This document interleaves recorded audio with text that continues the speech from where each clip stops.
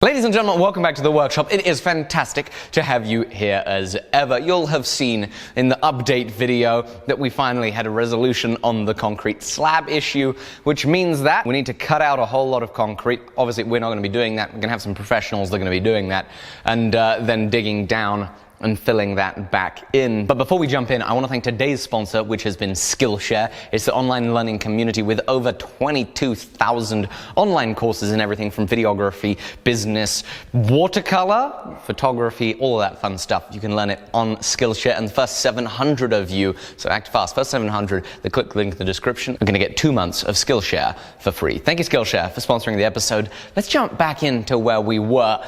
So today has been another day of computer work for me, but Will and Blake have cracked on, and they've done some fantastic work doing the final touches on the benches, which means that all of our benches, all 6 of them, are now completely finished and ready to go. So thank you guys, I really appreciate it. We put one of the benches over here to hold the saw. Over on this side you can see how the benches are really going to be laid out. We're going to have one workstation over here, we're going to have one workstation over here, plenty of bench space, plenty of horizontal space. I'm sure I once said something about horizontal spaces. You'll see this setup right here means we have shelf space right there, very strong, shelf space right here, and then enough space to keep a chair under the bench, keep tall things under the bench, or also be able to get your knees under the bench and kind of get under there, which I think is going to be super duper handy. You remember, of course, we do have air plumbed in there, so this is going to be a pretty nice setup. So these benches here are primarily going to be Will's little area of working here. There's a slight little discrepancy in the bench height. Yeah, so Jason and I, Alec was away figuring out how to drive or whatever, and Jason and I originally thought that we were going to build the benches at 38 inches because that's kind of like fairly high countertop kind of height. So we made it to 38 inches. It's too high for the most part. I pretty much only stand up when I am, working on knife stuff. So having it be kind of like belly button height is not going to be the worst thing in the world. So we'll see if I like it or not. I mean, we've got plenty of other regular height workbenches that'll be nice. But when I'm doing firework and stuff like that, I like to have a vise kind of be pretty up high, so that I'm right there. So we'll see how it goes. Worst case scenario, we'll chop it down. We haven't done the final leveling on the feet, so that's a job for another day. And what we're going to do right now, because hopefully tomorrow the concrete is getting cut, we're going to take the power hammer. We've already taken some of the other machines. We're going to take the power hammer, the anti-yank power hammer, and we are going to scoot it forwards. And let me tell you, firstly, be careful when you move heavy equipment around. I am fortunate enough to have got the opportunity to have done it a little bit. And let me tell you, when you get the experience and you work and focus on doing it safely, it is one of the funnest things ever to move machinery, move heavy objects by hand. And so the fun is going to continue, because we're going to take this crowbar here, we're going to take these pieces of 1-inch pipe, we're going to take this here power hammer, a little bit of elbow grease from us 3, and we're going to scoot it forwards probably about 7-8 feet or so. Just like that. Yep, push it, guys. There we go. First thing, we're going to take that little piece of rubber out of there. And the way that we're going to do it is like this. We're going to start from the front end of the power hammer, and the principle is we lift up with the crowbar, we put a little piece of steel shim under it. We're going to do another lift and put a little more steel shim under there. We're then going to put something underneath the crowbar. With extra height, we're then going to put some blocking under it, like so. So now we can clear out some space to put a toe jack underneath the front of the machine. What I want to do is I want to get this machine up high enough that I can get the matting out and get a roller in the middle to pivot the machine forwards to keep the matting out of the back, and have a roller under the back of the machine to then have it entirely on rollers ready to slide forwards. So I'm going to crank this up.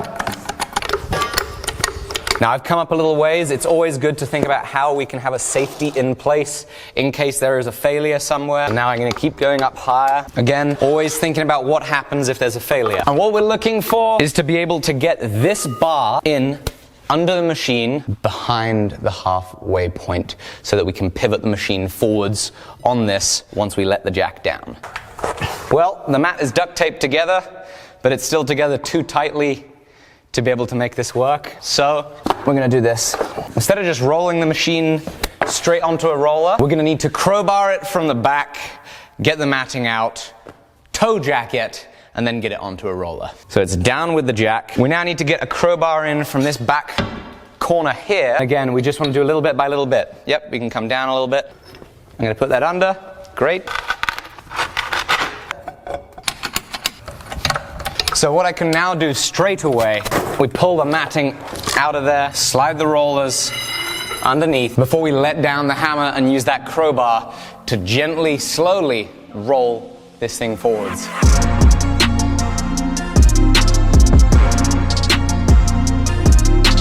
So there we go, we got it safely on those MDF blocks, lots of surface area, it's not going anywhere. Now this hammer is going to be stood here for a while. Now if, fingers crossed, that concrete gets cut out and it gets poured this week, it's still going to be about a month or so before we can put the hammer on it and start using it. So, hammer's gonna be there a while. It's now the end of the day, so I'm gonna see you in the morning in just a second. Okay, it is the morning now, and we're in the bench corner, the handwork bench corner, and sadly, I think Will has a little revelation.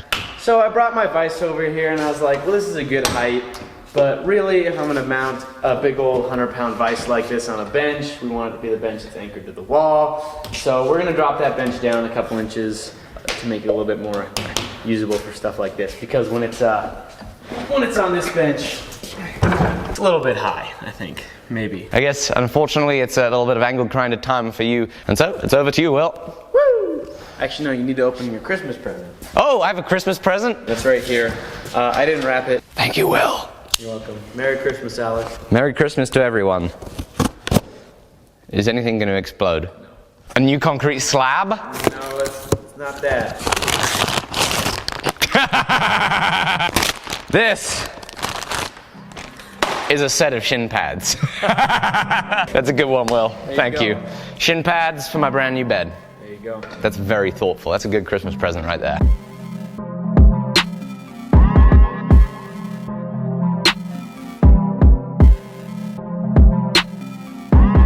I just saw the trucks pull up. The concrete cutters are here.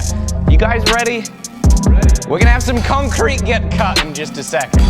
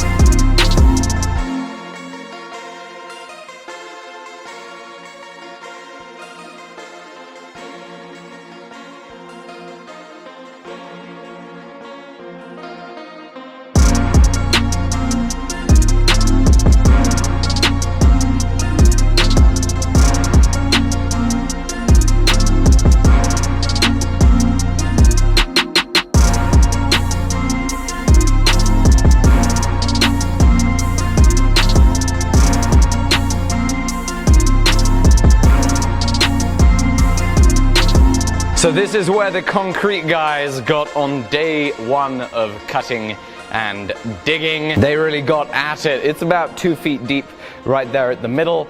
You know, there are some bits where the tires on that Bobcat or the actual bucket itself tore up some more of the concrete, and so they said they'd take another cut along here to clean that up when they're done digging. There was sadly a little bit of a mishap with the airline. It got bumped, and this union here got broken as that got bent. So I now don't have any air to be able to air down, blow down all the surfaces in the workshop that are dusty, but it was all right. The gentleman said he'd get that fixed. So most of the hole is done, which is good, and I think it is in a couple more days that the concrete is going to get poured for this, which means that hopefully middle of January we're going to have a functional slab.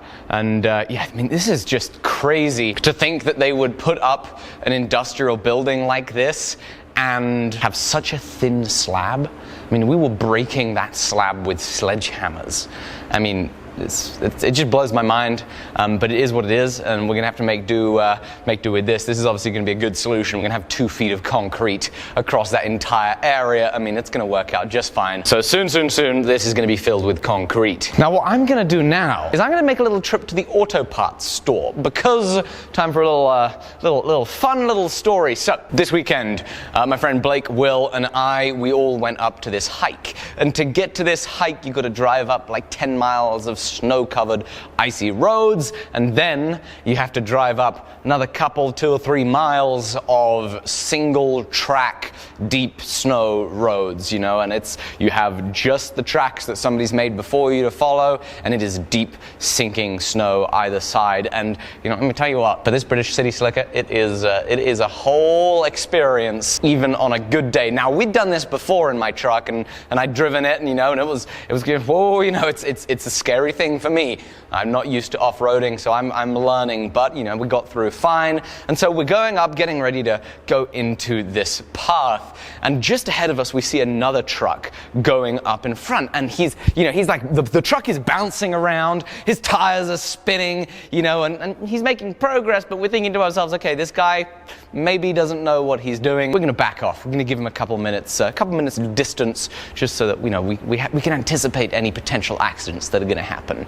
And so then we set off down the trail, and then about a mile in, we come around a corner, and clearly he had met someone at another corner head on and was going to be reversing down the track. The trouble is, he was reversing down the track at 20 miles an hour, something absurd. He's blasting down the track, coming straight towards us. I honk my horn, he stops, and then keeps going, and so I start reversing, and I end up sunk down in the ditch in the truck. He gets stuck.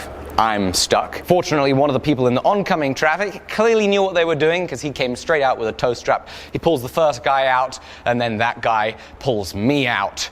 But it was an ordeal, you know, and it was okay. You know, we got pulled out. I then had to reverse all the way back down to the next turnout, to then let the traffic go through, and then get back up, and you know, it was fine. But I did get stuck, and I had to rely on somebody else to pull us out of there. And it blows my mind, but I had not thought to put a tow strap in the truck, which is just ludicrous. I mean, in England, where I've been stuck once, I had tow straps, I had a jack, I had all that stuff, you know, ready. But you know, in the rush of getting set up here, I didn't have those things ready, and I like to be prepared. I like to think about how it is that I could be, you know, getting myself out of a problematic situation. Fortunately, we had help in that problematic situation, but I can't always count on it. You know, I carry a tourniquet in my pocket. You know, I'm the type of person, I like to think about having tools and the education to solve the sticky situation. And in that instance, where I got the truck stuck after having almost been reversed into by this lunatic on the snow track, I was not prepared. On the next time, I want to be a little bit more prepared. Now, I've already grabbed myself some more supplies, like some tow straps and some D-rings and one more jack. But I want to also find myself some chains that I can have in the truck that I can throw on the tires if I'm going to be going somewhere particularly snowy with you know, knowing that I'm not going to have a lot of traction, and some other supplies. And so that is why I'm going to go to the auto parts store, and I'm going to see what I can muster up.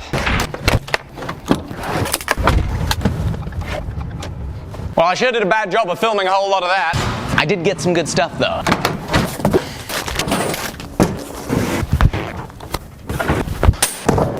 First things first, this is a toolbox for Will, so he can have his tools in the shop and keep them in one place, save them from getting cluttered up, thankfully. Guess who got a $25 discount because of this ding? That's me. I got this box. The clothes hangers are not for the truck. That's for the house. And that is gonna be the box that I put the bulk of the stuff in, because I got that box to put the stuff in, but I filled this up pretty fast with some tools and straps and what have you. So that is gonna be the new box, which is great because I think, are you kidding? That is not very helpful. Okay, I'm not sure if the box is great. It's good though. Anyway, here's what the chains come in. That's what chains look like. Sure looks a lot like a chain to me, so wow. I also got these tensioner things that apparently are very helpful. The chains aren't gonna go in the box, but I have lots of other things that need to go in the box, such as the tools, a saw, a compressor, and a couple bottle jacks. Got a couple more items on the way, like a come along. Basically, I'm gonna be prepared for everything. Then I'll probably end up never encountering any of it, but I'm gonna load this box up, put it in the truck.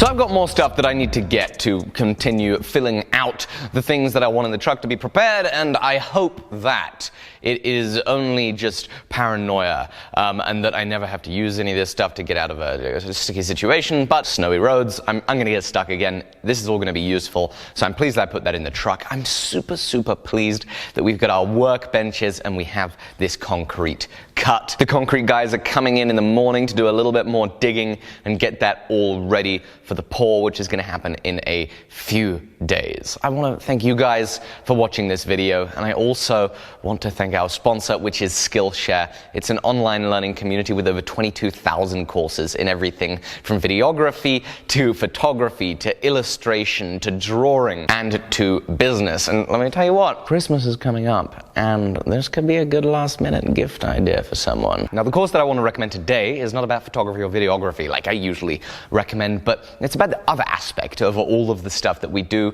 which is the business side. So the course I'm going to recommend is called Going Freelance. It's by Justin Gignac. Be sure to check that out on Skillshare. Now, here is the best part of the deal. The first 700 of you that click my link in the description are going to get 2 months of Skillshare Premium for free. It usually only starts at $10 a month, so it's an amazing gift for someone. It's great for yourself, so you can start learning some stuff. Thank you, Skillshare, for sponsoring this video. Be sure to check them out, guys. Thank you, guys, for watching along with this adventure, with this journey. I cannot wait to see you very soon. I hope you have a very Merry Christmas, and I look forward to seeing you afterwards. Bye-bye.